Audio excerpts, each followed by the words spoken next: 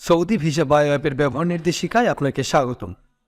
অ্যাপসটি ডাউনলোড করতে Google play store এবং অ্যাপ স্টোর থেকে অনুসন্ধান করে বা কিউআর কোড স্ক্যান করে ইনস্টল করতে পারেন। অ্যাপটি ডাউনলোড করার পর মেনু আইকনে ক্লিক করে আপনার ইচ্ছে মতো ভাষা সিলেক্ট করে নিতে পারবেন।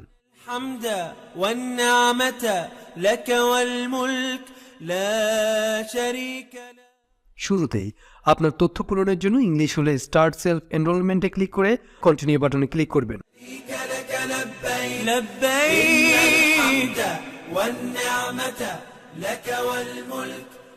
টার্মস অ্যান্ড কন্ডিশনের চেক বক্সে ক্লিক করে পুনরায় স্টার্ট সেলফ এনরোলমেন্টে ক্লিক করলে ইমেইল ভেরিফিকেশন পেজ ওপেন হবে। আপনার মোবাইলে ব্যবহৃত ইমেইল অ্যাড্রেস দিয়ে সেন্ড মেইল বাটনে ক্লিক করতে হবে। চেক ইউর ইনবক্স পেজে গো টু মেইল বাটনে ক্লিক করে মেইল আইকন থেকে মেইল খুলে ক্লিক হেয়ার টু ভেরিফাই অপশনে ক্লিক করতে হবে।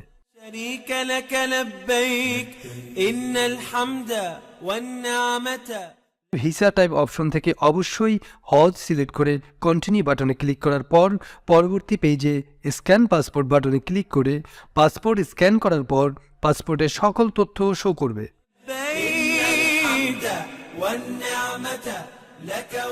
তথ্য যাচাই করে কন্টিনিউ বাটনে ক্লিক করতে হবে। ভিসা অ্যাপ্লিকেশন ডিটেলস পেজ থেকে visa issuance embassy Bangladesh Dhaka select করে পূর্বের সৌদি আরবের কোনো ভিসা না থাকলে নো অপশনে ক্লিক করে কন্টিনিউ বাটন চাপতে হবে। যদি পূর্বের কোনো ভিসা থেকে থাকে তাহলে ইয়েস অপশনে ক্লিক করতে হবে।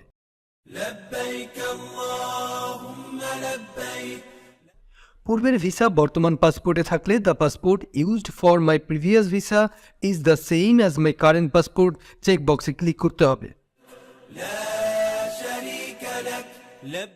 বর্তমান পাসপোর্টের সাথে পূর্বের ভিসা না থাকলে পাসপোর্ট নাম্বার লিখতে হবে। পাসপোর্ট নাম্বার মনে না থাকলে I can not find my the passport number used for my previous visa check box click করে কন্টিনিউ বাটনে চেপে পরের পেজে স্টার্ট ফেস ক্যাপচার অপশন গিয়ে মোবাইল থেকে নিজের ছবি ক্যাপচার করতে হবে।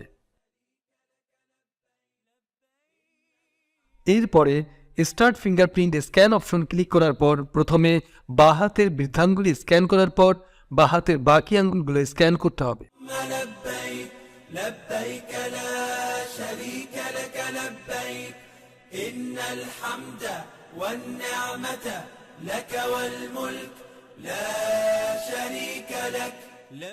একইভাবে ভিডিওর মতো করে প্রথমে ডান হাতের বৃদ্ধাঙ্গুলি এবং পরে ডান হাতের বাকি আঙ্গুলগুলো স্ক্যান করতে হবে।